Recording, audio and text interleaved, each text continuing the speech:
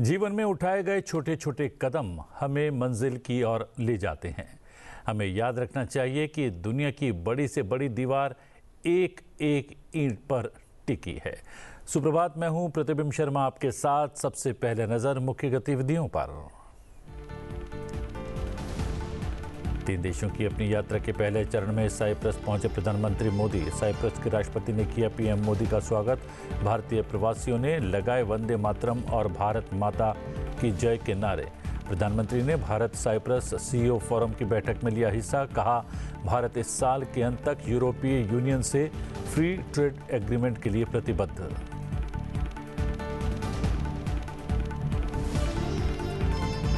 उपराष्ट्रपति जगदीप धनखड़ 2 दिवसीय दौरे पर पुडुचेरी पहुंचे। JIPMER के कार्यक्रम में होंगे शामिल। राष्ट्र निर्माण में पर्यावरणीय स्थिरता विषय पर आधारित एक कार्यक्रम में भाग लेंगे। छात्रों, शिक्षकों और कर्मचारियों के साथ करेंगे संवाद। एक पेड़ मां के नाम अभियान के तहत एक पेड़ भी लगाएंगे उपराष्ट्रपति। गृहमंत्री अमित शाह ने लिया जनगणना की तैयारियों का जायजा। केंद्रीय गृह सचिव और जनगणना आयुक्त के साथ की बैठक। अधिसूचना आज यानी 16 जून 2025 को भारत के राजपत्र में की जाएगी प्रकाशित। 2 चरणों में होगी जनगणना।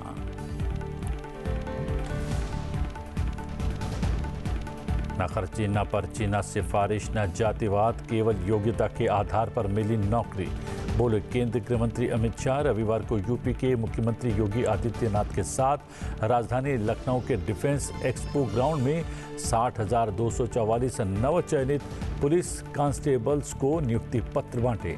कहा, यूपी आज दंगा मुक्त। 60,244 युवाओं की भर्ती होना उत्तर प्रदेश शासन की बड़ी उपलब्धि।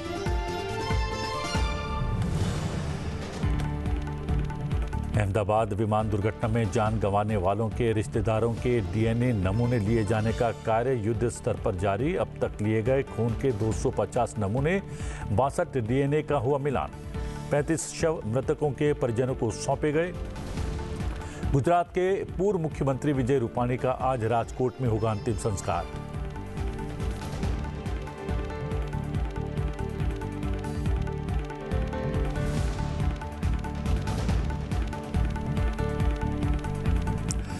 प्रधानमंत्री नरेंद्र मोदी रविवार को 2 दिवसीय यात्रा पर साइप्रस पहुंचे। विशेष गर्मजोशी प्रदर्शित करते हुए राष्ट्रपति क्रिस्टोडोलिडेस ने प्रधानमंत्री नरेंद्र मोदी का लारनाका अंतर्राष्ट्रीय हवाई अड्डे पर स्वागत किया।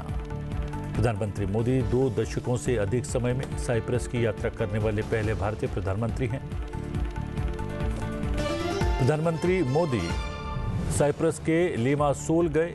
होटल के बाहर भारतीय समुदाय से मुलाकात की, बच्चों को दुलार दिया। साथ ही भारत माता की जय के नारे लगाती भारतीय प्रवासी भीड़ का गर्मजोशी के साथ उन्होंने साथ भी दिया। साइप्रस पहुंचे भारत के प्रधानमंत्री नरेंद्र मोदी ने रविवार को भारत साइप्रस सीईओ फोरम को संबोधित करते हुए भारत की अहम प्रगति और आर्थिक ताकत पर जोर दिया।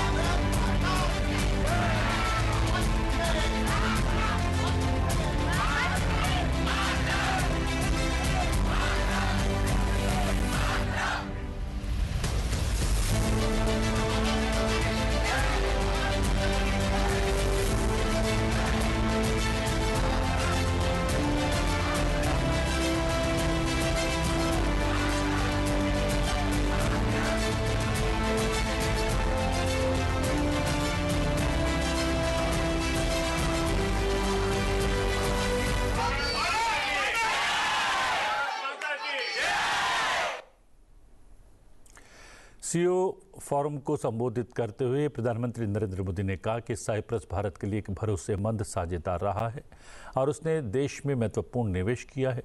कई भारतीय कंपनियों ने साइप्रस में अपनी उपस्थिति भी स्थापित की है, जिसे यूरोप के प्रवेश द्वार के रूप में देखा जाता है। फ्रेंड, साइप्रस लंबे समय से हमारा विश्वसनीय पार्टनर रहा है, जिसका आप लोगों ने भी उल्लेख किया, और भारत में यहां से उल्लेखनीय निवेश भी हुआ है। कई भारतीय कंपनियों ने भी साइप्रस में, और एक प्रकार से साइप्रस को यूरोप का गेटवे के रूप में ही देखा है। आज आपसी व्यापार $150 मिलियन पहुंच गया है, लेकिन हमारे रिश्तों की वास्तविक क्षमता इससे बहुत अधिक है। प्रधानमंत्री नरेंद्र मोदी ने भारत की बढ़ती आर्थिक ताकत पर बात की, जिसके साथ देश भविष्य में दुनिया की तीसरी सबसे बड़ी अर्थव्यवस्था बनने वाला है। भारत साइप्रस सीईओ फोरम को संबोधित करते हुए प्रधानमंत्री नरेंद्र मोदी ने भारत के तेजी से विकास और साइप्रस के साथ सहयोग की इसकी क्षमता पर जोर दिया। आप में से अधिकतर लोग भारत से जुड़े हुए हैं और पिछले 11 वर्षों में भारत की ग्रोथ स्टोरी को भी देखा है। पिछले एक दशक में भारत विश्व की 5वीं सबसे बड़ी इकोनॉमी बना और बहुत निकट भविष्य में हम दुनिया की तीसरी इकोनॉमी बनने की दिशा में बहुत तेज गति से आगे बढ़ रहे हैं। आज विश्व में भारत बहुत तेजी से ग्रो करने वाला एक इमर्जिंग इकोनॉमी में इसका स्थान है। साथियों, आप भली भांति जानते हैं, हमने टैक्स रिफॉर्म्स किए हैं। जीएसटी के साथ वन नेशन वन टैक्स प्रणाली लाई गई है। कॉर्पोरेट टैक्स रेशनलाइज किया गया है।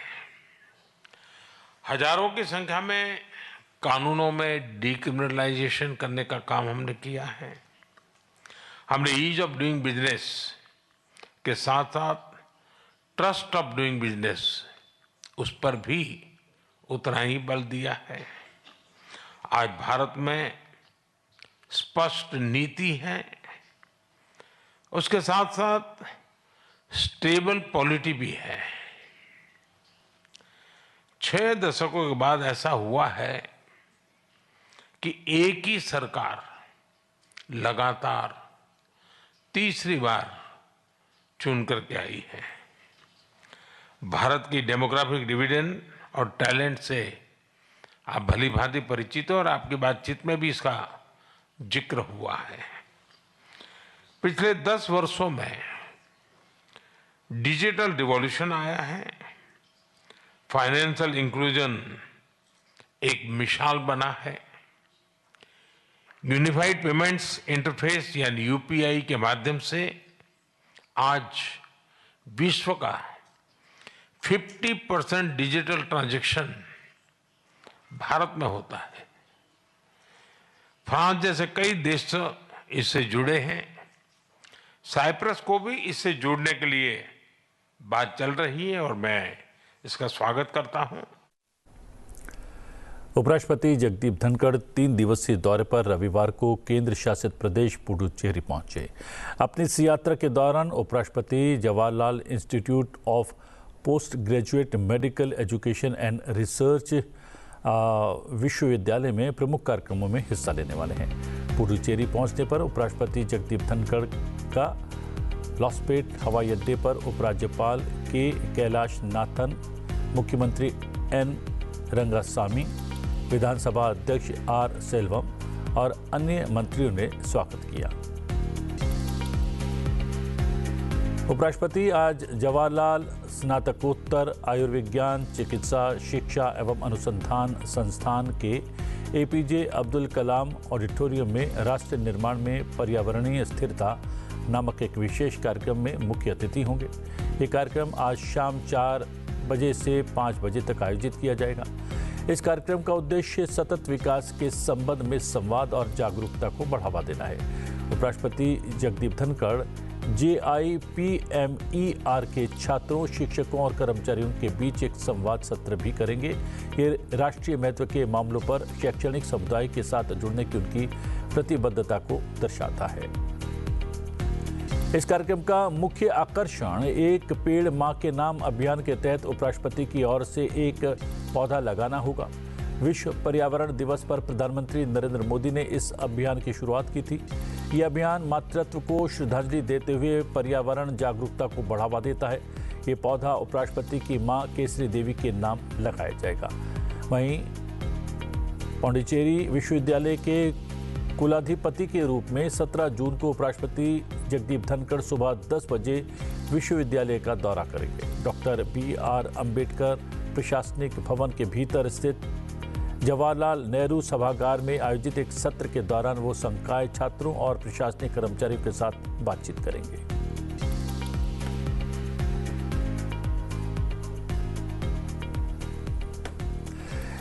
केंद्रीय गृह मंत्री अमित शाह ने कहा कि न पर्ची, न खर्ची, न जाति, न भ्रष्टाचार, बल्कि योग्यता के आधार पर नौकरी मिली है। यूपी दंगा मुक्त हो चुका है। केंद्रीय गृह मंत्री अमित शाह ने रविवार को यूपी के मुख्यमंत्री योगी आदित्यनाथ के साथ राजधानी लखनऊ के डिफेंस एक्सपो ग्राउंड में 60,244 नवचयनित पुलिस कांस्टेबल्स को नियुक्ति पत्र बांटे। इस दौरान उन्होंने कहा कि आज इन 60,244 युवाओं के लिए सबसे शुभ दिन है। आज ये सभी लोग देश के सबसे बड़े प्रदेश के पुलिस बल का हिस्सा बनने जा रहे हैं। यूपी में कुछ साल में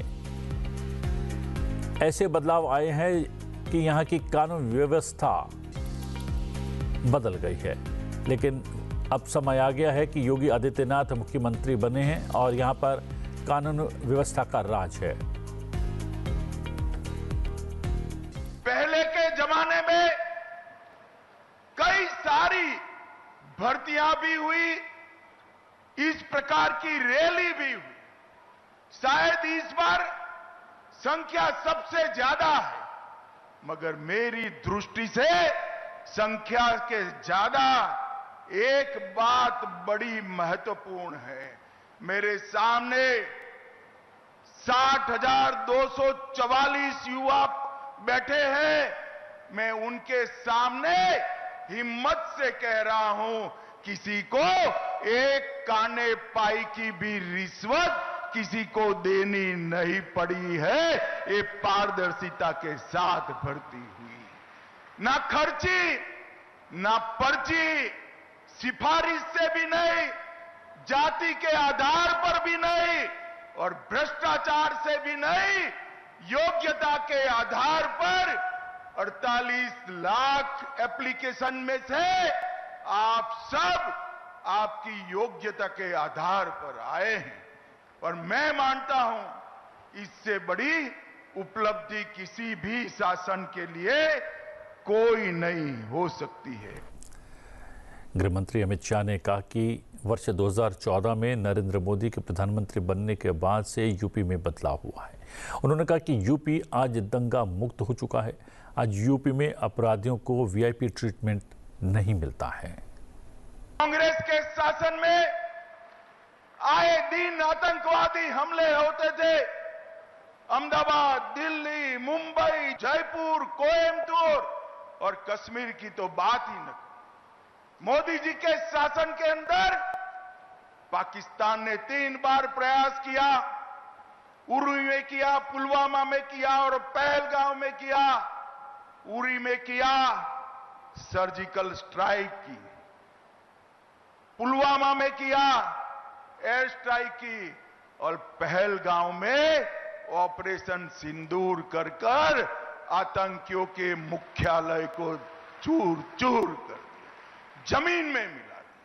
नरेंद्र मोदी जी ने पूरी दुनिया में एक संदेश भेजा है कि भारतीयों का खून जमीन पर बहाने के लिए नहीं, जो भी ये हिमाकत करेगा उसको दंड दिया जाएगा। और ऑपरेशन सिंदूर ने एक सख्त संदेश पूरी दुनिया में भेजने का काम किया है। और हमारी सेना के वीर जवानों की सटीक मारक क्षमता ने जहां बैठकर गरजते थे, इंटरव्यू देते थे, बयान देते थे, वही अड्डों को जमीन दोस्त कर कर उनके रोते हुए इंटरव्यू आ गए। केंद्रीय गृह मंत्री अमित शाह ने रविवार को आगामी जनगणना की तैयारियों की समीक्षा की। उन्होंने केंद्रीय गृह सचिव गोविंद मोहन, रजिस्ट्रार जनरल एवं जनगणना आयुक्त मृत्युंजय कुमार नारायण और अन्य वरिष्ठ अधिकारियों के साथ एक विशेष बैठक की।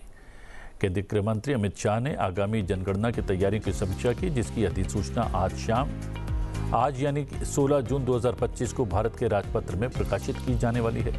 ये जनगणना 2 चरणों में होगी। पहले चरण में हाउस लिस्टिंग ऑपरेशन में प्रत्येक घर की आवासीय स्थिति, संपत्ति और सुविधाओं का विवरण एकत्रित किया जाएगा, जबकि दूसरे चरण में जनसंख्या गणना में प्रत्येक घर के हर व्यक्ति की जनसांख्यिकी, सामाजिक, आर्थिक, सांस्कृतिक और अन्य विवरण एकत्रित किए जाएंगे।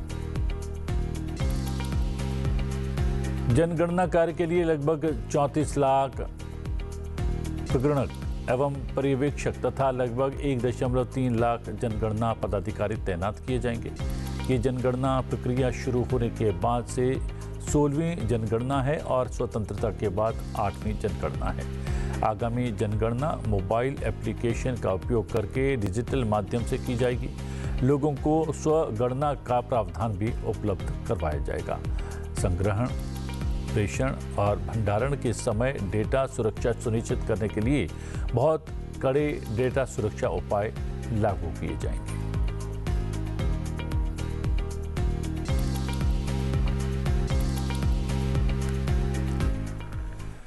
जी हां, और चलते हैं अन्य महत्वपूर्ण घटनाओं की ओर। गुजरात के अहमदाबाद विमान दुर्घटना में अब तक यात्रियों और स्थानीय निवासियों के रिश्तेदारों से खून के कुल 250 नमूने लिए जा चुके हैं।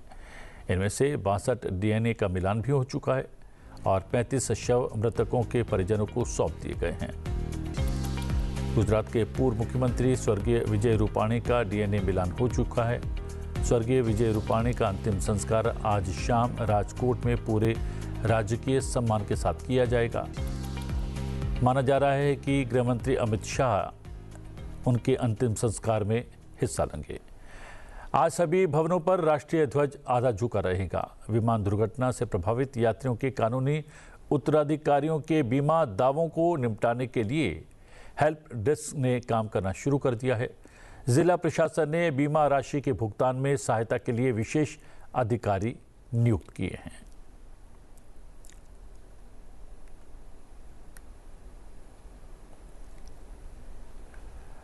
प्रधानमंत्री नरेंद्र मोदी की प्रेरणा से वर्ष 2015 में आरंभ हुआ अंतर्राष्ट्रीय योग दिवस आज वैश्विक जन आंदोलन का रूप ले चुका है। 21 जून 2025 को ये आयोजन एक नया इतिहास रचने जा रहा है। इस वर्ष की theme yoga for one earth one health योग की उस शक्ति को दर्शाता है जो संपूर्ण मानवता के स्वास्थ्य, संतुलन और स्थायित्व के लिए आवश्यक है। नमस्कार साथियों, जैसा कि हम सभी जानते हैं, आदरणीय प्रधानमंत्री श्री नरेंद्र मोदी जी की पहल से वर्ष 2015 में अंतर्राष्ट्रीय योग दिवस की शुरुआत हुई थी। यह दिन अब एक वैश्विक जन आंदोलन का रूप ले चुका है और 2025 में इसका आयोजन ऐतिहासिक बनने जा रहा है। इस वर्ष का जो थीम है yoga for one earth one health, योग की उस शक्ति को प्रतिध्वनित करती है जो संपूर्ण मानवता के समग्र स्वास्थ्य और संतुलन के लिए आवश्यक है। आयुष मंत्रालय ने योजना बनाई है कि 21 जून 2025 को देश भर के 1 लाख से अधिक स्थानों पर ठीक उसी समय कॉमन योग प्रोटोकॉल का सामूहिक अभ्यास हो, जब माननीय प्रधानमंत्री मुख्य आयोजन स्थल से इसका नेतृत्व कर रहे होंगे। इसके लिए मंत्रालय ने 10 विशेष आयोजना की श्रृंखला भी तैयार की है, जिसके माध्यम से अंतर्राष्ट्रीय योग दिवस 2025 को अब तक का सबसे व्यापक और प्रभावशाली आयोजन बनाया जाएगा। देश और दुनिया की अनेक संस्थाएं इस भव्य योग संगम का हिस्सा बनने के लिए आगे आ रही है। मेरी आप सभी से अपील है कि इस नए इतिहास को रचने में सक्रिय भागीदारी निभाए और योग के इस वैश्विक अभियान को नई ऊंचाई तक पहुंचाए। धन्यवाद। जय योग।